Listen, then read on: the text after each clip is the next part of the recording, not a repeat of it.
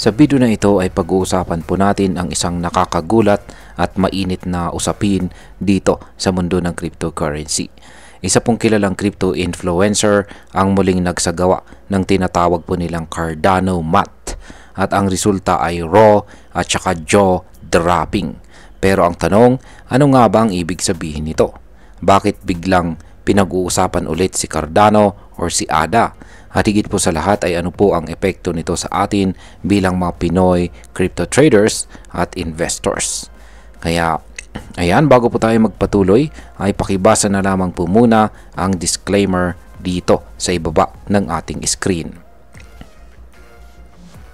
Ayan, simulan po natin sa kung ano po ang tinatawag na Cardano Math na ikinagulat ng marami. Nagsimula po ang lahat sa isang simpleng tweet mula sa Altcoin Daily, isang kilalang YouTube channel sa larangan po ng crypto. Ito po ay pinamumunuan ng magkapatid na sina Aaron at saka Austin Arnold. Sa kanilang tweet noong June 26, 2025, sinabi po nilang muli nilang nirecompute or nirecalculate ang ADA Math.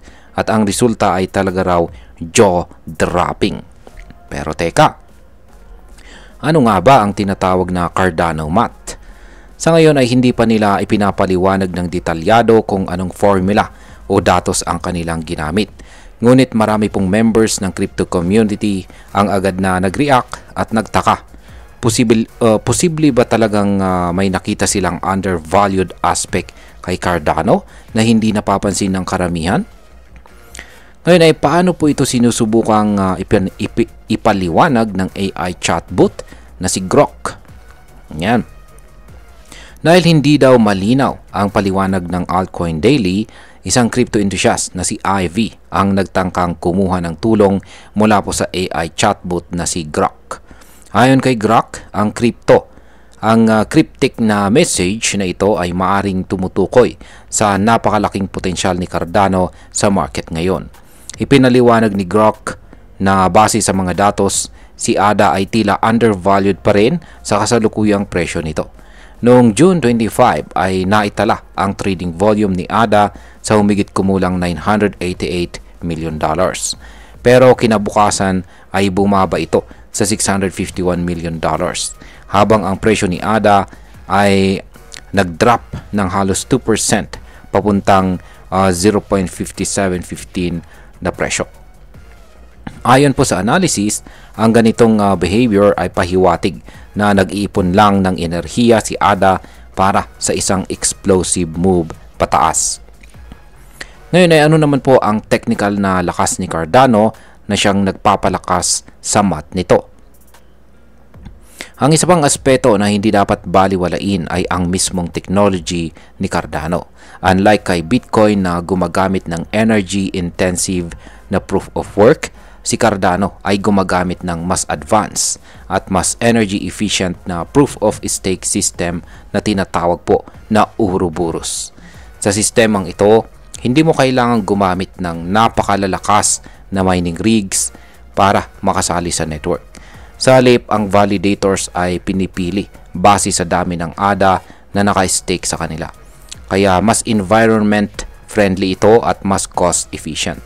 Ayon po sa isang 2022 study mula sa Energy Research and Social Science, si Cardano ay 99.95% more energy efficient kaysa kay Bitcoin. Dahil dito ay maraming malalaking institution ang interesado ngayon kay ADA bilang isa sa mga pangunahing Layer 1 blockchains. Ngayon ay paano naman po pinapatibay ng Cardano ecosystem ang bullish outlook na ito? Maliban po sa enerhiya at teknolohiya, inaasahan ding lalong lalakas ang ecosystem ni Cardano sa pamamagitan po ng integration ng Bitcoin DeFi at paglabas ng Midnight Protocol, isa pong privacy-focused sidechain ni Cardano. Ito ang mga hakbang na maaari pong magbigay ng bagong utility kay ADA at mas maraming adoption mula sa developers at saka institutions. May mga analyst nga na naniniwala na si Cardano ang magiging tulay para mapagana ang DeFi gamit ang Bitcoin. Isang bagay na matagal nang gustong mangyari ng crypto community. Ngayon ay ano naman po ang sinasabi ng mga eksperto tungkol sa future ni ADA? Karamihan sa mga eksperto ngayon ay bullish or positibo ang kanilang pananaw kay Cardano. Ayon po sa Bet Consensus, may posibilidad na umakyat si ADA sa presyong $2.40 kung ma-hold nito ang support level na nasa 0.38 na presyo. Samantala, isa pong Cardano stake pool operator na si SEBI ay may optimistic. Yan, mas optimistic po siya. Ayon sa kanya ay may potensyal si Cardano na maabot ang presyong $10. Ang pangunahing dahilan nito ay ang pagiging leader ni Cardano sa pag-unlock ng Bitcoin DeFi. Bukod pa rito, binanggit niya ang posibilidad ng isang spot Cardano ETF sa United States. Isa pong bagay na posibleng makapaghatak ng malalaking investors mula sa traditional finance. Ngayon ay pag-usapan na po natin ang posibleng epekto nito para sa atin bilang mga Pinoy crypto traders at investors ni Cardano. Kung totoo po ang mga projection na ito, napakalaking oportunidad ito para sa atin bilang mga Pinoy crypto investors ni Cardano. Kung sa kasalukuyang mababa pa ang presyo ni ADA, maaari nating tingnan ito bilang isang bargain o discounted entry point. Pero syempre, hindi po ito isang garantiya. Hindi ibig sabihin na dahil bullish ang iba ay dapat nating ibuhos lahat ng ating puhunan kay Cardano. Mahalaga pa rin na pag-aralan natin ang market, bantayan ang volume at mga announcement mula sa official sources. Pero kung tayo ay maagang makaposisyon at tama ang ating timing, maaari po tayo makinabang kung sakaling tumaas ang presyo ni ADA tulad ng sinasabi ng mga eksperto. Bilang panghuli, ang masasabi ko naman tungkol dito ay para sa akin ang balitang ito ay isang magandang paalala kung gaano kahalaga ang data, analysis at technology dito sa mundo ng crypto.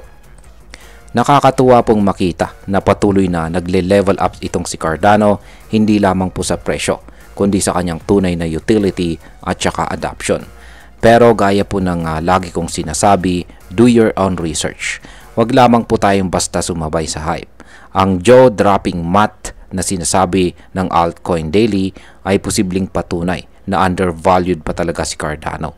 At kung tama ang direksyon nito, maaaring ito ang isa sa mga susunod na crypto na susunod sa yapak ni na Bitcoin at Ethereum.